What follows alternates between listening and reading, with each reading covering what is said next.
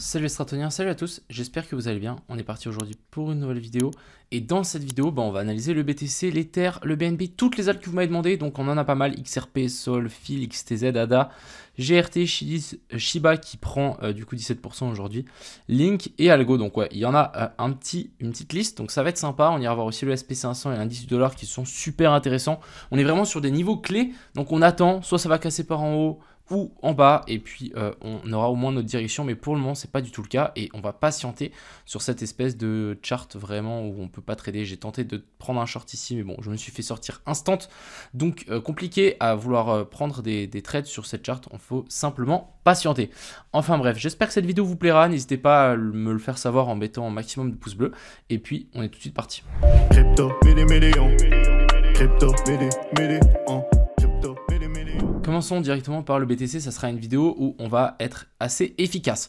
Donc, qu'est-ce qu'on a sur ce BTC? On a toujours cette espèce d'accumulation. J'ai vu que sur Twitter, il y a des gens qui étaient en train de se taper dessus pour dire « Ouais, c'est un bull flag, c'est un bear flag, machin, machin ». Alors, déjà, il n'y a pas de bull flag ici. Si on monte comme ceci, c'est pas un drapeau. Un drapeau, c'est une fois qu'on a fait une belle montée comme ceci, c'est une correction qui descend. Et là, on a un joli bull flag qui se met en place.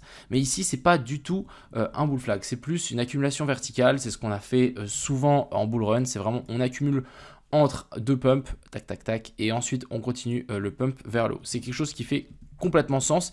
J'ai aussi vu pas mal d'analyses techniques qui disaient complètement différemment. Accumulation verticale et ensuite on casse vers le bas, c'est aussi arrivé, c'est un simple Bart Simpson entre guillemets, donc un Bart Simpson, hein, c'est comme ça, ici on a les cheveux. Donc vraiment actuellement je peux pas vous donner une direction malheureusement, ça c'est vraiment très compliqué à dire. Tout ce que je peux notifier c'est que vous voyez que ici au nord on est déjà venu faire chercher une seule fois les stop loss au-dessus de ce sommet là, on est venu rechercher une autre fois les stop loss au-dessus de ce sommet là.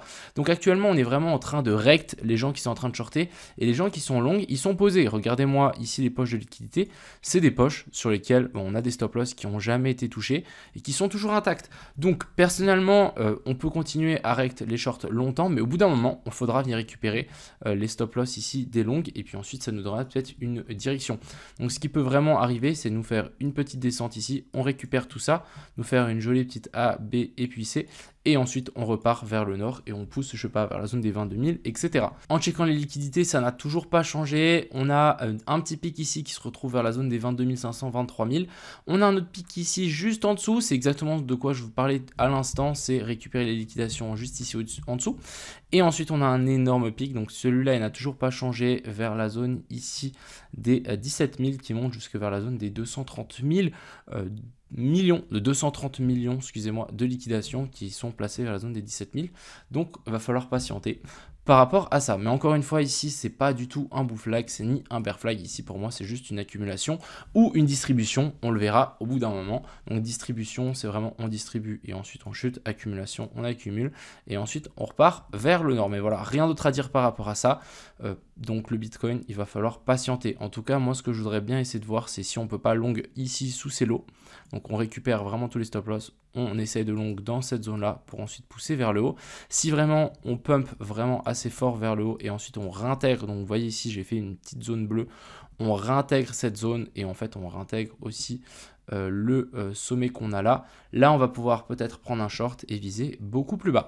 Je rappelle qu'on n'a toujours pas de boss qui sont formés par rapport à ce sommet-là, donc il va falloir patienter. On n'a rien et c'est vraiment chiant. Il n'y a rien à faire par rapport à ça. En tout cas, moi, j'ai tenté de faire un truc. Ça n'a pas fonctionné. Même chose sur l'Ether ici. Petite zone d'accumulation verticale. Vraiment rien d'autre à faire. Soit on passe une petite mèche au-dessus. Je rappelle qu'on doit toujours récupérer ce sommet-là. Et ensuite, pourquoi pas récupérer les stop loss qui sont placés ici en dessous. Du côté du BNB, ça n'a pas trop changé. On avait une petite triangle de compression. On a réussi à passer par-dessus. Mais bon, vraiment pas grand-chose à se mettre sous la dent non plus. On a ici des equal lows qui sont placés. On a aussi le sommet ici à récupérer. Donc, on est sur une zone clé, on peut largement chuter ici en bas et faire des nouveaux lots vraiment en grosse time frame. Soit maintenant, on arrive à nous faire un petit truc et on arrive à nous faire un joli petit boss au-dessus. Ça serait plutôt pas mal aussi. On va faire un petit tour sur les SP500. Donc hier, j'ai mis un tweet comme quoi on était potentiellement en train de casser la trendline. Elle est toujours pas cassée cette fameuse trendline, ça prend du temps. Vous voyez qu'hier, on s'est fait rejeter. Pour le moment, elle est toujours pas cassée. on a ouvert actuellement le marché des US est ouvert, on est potentiellement en train de casser, mais bon, ça reste très très faible, hein. Vous voyez ici, ça reste extrêmement faible, donc pour le moment, on n'a toujours pas de direction. Ce qu'il nous faut, c'est soit une belle bougie de cassure ou de rejet. Il faut patienter. Et du côté ici de l'indice du dollar, ce qui est assez intéressant, c'est que on est toujours sur cette zone de support et on a aussi cette trendline ici qui va potentiellement venir nous toucher et nous faire un potentiel bottom. Donc, encore une fois ici, du côté de l'indice du dollar, toujours pas de bottom. Ce qui serait bien maintenant, c'est pourquoi pas nous faire un boss au-dessus de ça. Là, on pourra avoir un petit bottom en plus petit time frame et nous dire que la fête est finie sur le BTC. Si vraiment on arrive à avoir quelque chose, donc on peut largement avoir un pump qui remonte chercher les zones de fair value gap là-haut. Mais pour le moment, il n'y a rien, donc patientons. Il n'y a vraiment rien à dire. On va parler donc de toutes vos alts. Donc il y a pas mal de choses assez intéressantes sur vos alts parce que on n'est pas venu valider tous ces boss écosses, donc il va falloir peut-être le faire à un moment ou un autre. Ici du côté du XRP, je rappelle qu'on était venu chercher tous ces lots avec cette mèche là et que j'avais dit qu'on avait un potentiel breakout de ces deux trendlines. C'est exactement ce qu'on est venu faire. Je pense qu'on peut encore avoir un petit pump ici sur le XRP, en tout cas récupérer ce sommet là et ensuite aussi pourquoi pas taper la zone de support qu'on a ici, petite zone de pivot. Du côté du Solana, on est extrêmement haut aussi, on est venu chercher toutes les zones de fair value gap ici, donc pour moi on est sur des belles zones, mais c'est des belles zones à potentiellement corriger. Une fois qu'on a fait cette inversion de structure, je rappelle qu'on attend un retour dans la zone d'OTE, donc imaginons ici c'est le top, ça sera la même chose sur toutes les alts. La zone d'OTE, elle est ici, donc ce qui serait assez intéressant, c'est de placer des ordres pour long du Solana entre la zone des 14 et des 11.5. Et si on a la chance de revenir là-dedans, ça sera la dernière zone à ne pas rater si vous voulez investir sur du long terme sur le Solana. Et moi, c'est quelque chose que j'attends. Après, c'est possible qu'on n'y revienne jamais. Vous savez que le bull run, etc., des fois, on ne fait pas de correction. Mais ce serait extrêmement sain de revenir dans ces zones-là. Mais on n'est pas du tout obligé, hein. Un retour sur la zone ici des 0,5 et la petite zone de POI qu'on a là est complètement faisable aussi. On va continuer donc sur notre petit fil. Donc le fil qui a extrêmement pump par rapport aux dernières zones ici où on était rentré. Toujours pour moi sous résistance, donc il faut patienter. Il nous faut soit une clôture, soit un rejet ici. Ensuite, ici, on a le XTZ, même chose que le Solana, ça sera la même chose partout. On a notre inversion structure ici, vous voyez qu'on a notre COS et BOSS, et ensuite, en plus, on était passé sous le plus bas du listing de Binance, donc ça, c'était plutôt une bonne chose. La zone de fair value gap, là, on l'a juste traversé comme dans du beurre. Et moi, j'attendais un retour dans la zone ici de POI après notre petit boss. Finalement, on n'a pas du tout eu de boss. Donc ici, même chose. Moi, ce que je vais faire, c'est retirer un Fibo, attendre les zones d'OTE, la zone de 0,62 à 0,79, attendre ces zones là, je vais pouvoir déplacer ceci pour bien vous le mettre, un truc comme ceci, et on va déplacer ça aussi. Attendre un retour dans ces zones-là pour un potentiel long, mais pour le moment, voilà, patientons.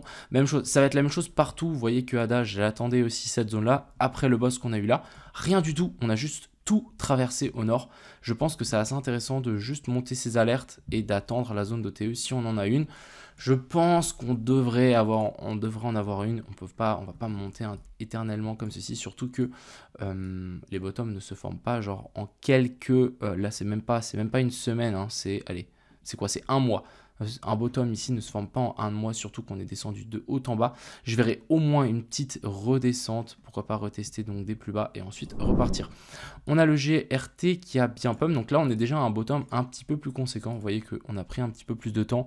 Là c'est de novembre, donc là on est sur du 2 mois, c'est déjà pas mal.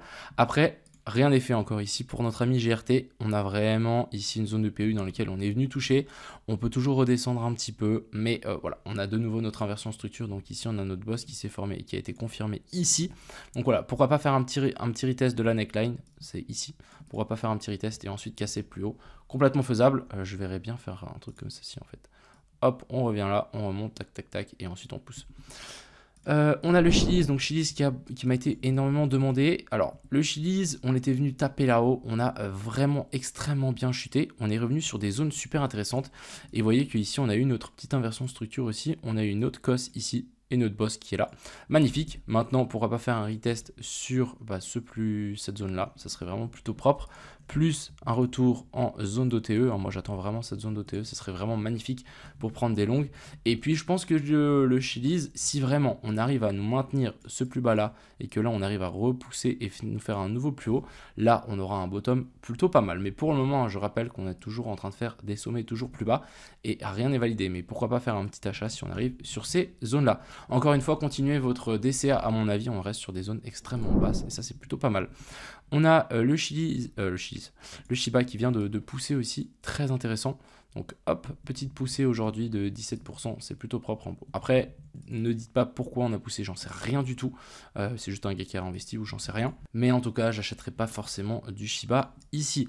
Encore une fois, si on zoome et qu'on check un petit peu cette charte, on peut voir que ces derniers tops qu'on est venu faire, à chaque fois on s'est fait repousser.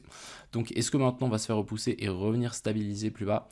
Totalement possible. Totalement possible. Personnellement, je pense pas que le bull run va repartir d'ici tout de suite, quoi. Donc, à voir. On va juste checker un petit peu ce BTC. Oui, il continue à pousser, c'est bien. Moi, je préfère qu'il pousse pour au moins nous valider 2-3 trucs. Ensuite, ici, on a le Link, excusez-moi. Donc, on avait fait un plus bas et ensuite, on était venu chercher ce plus bas ici. Donc, après, on était reparti. On a fait un plus bas, on est venu chercher ce plus bas. On est venu juste taper dans ma petite zone de manipulation et ensuite on est parti, on a fait une petite inversion de structure. Ce qu'il me faudrait vraiment maintenant, c'est une clôture au-dessus de ça. Ça serait vraiment plutôt propre. Mais voilà, moi ce que je voudrais bien voir, c'est après cette inversion de structure, c'est pourquoi pas encore un dernier retour en zone des 0,618. Surtout que, en fait, ici, on n'est pas venu le faire, on est juste venu faire un nouveau plus bas. Donc maintenant, ce qui serait bien, c'est de matérialiser un plus bas plus haut que celui-là. Mais je dis bien un plus bas, hein, on ne peut pas monter comme ça éternellement. Et on va finir par notre chère petite Algo. Donc vous voyez que Algo, j'attendais ici une correction après cette bosse. Et il y a eu 3 bosses qui se sont formées. Toujours pas de correction. Donc en fait, ce que je vais faire, c'est, vous voyez que j'ai monté mes alertes. Je vais simplement retirer une petite zone de Fibo et attendre la zone d'OTE. Donc entre la zone ici des 0,19 et la zone des 0,17.7. On va patienter. On attend un retour dans ces zones-là. Une fois qu'on aura un retour dans ces zones-là, ça sera le moment, à mon avis, de mettre 2-3 billes en spot pour du long terme. C'est un petit peu mon plan. Donc voilà, pour finir, moi ce que j'attends sur ce BTC, ce serait au moins une recherche de ces liquidités.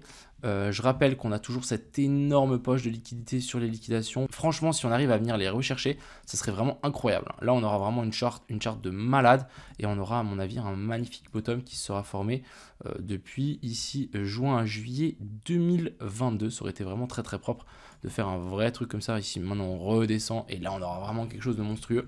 Mais voilà, vous savez que souvent le BTC laisse la plupart des gens sur le train. Pour le moment, moi, ce que je vois, c'est qu'il y a beaucoup de liquidité ici. Les shorters ici se font défoncer. Donc, au bout d'un moment, on peut toujours faire encore une petite mèche, à mon avis, mais j'espère avoir une correction. En tout cas, c'est mon avis personnel. Vous en faites ce que vous voulez. Mais voilà, je vous souhaite à tous une agréable soirée. Profitez bien. Et puis, c'était Crypto Million. À plus.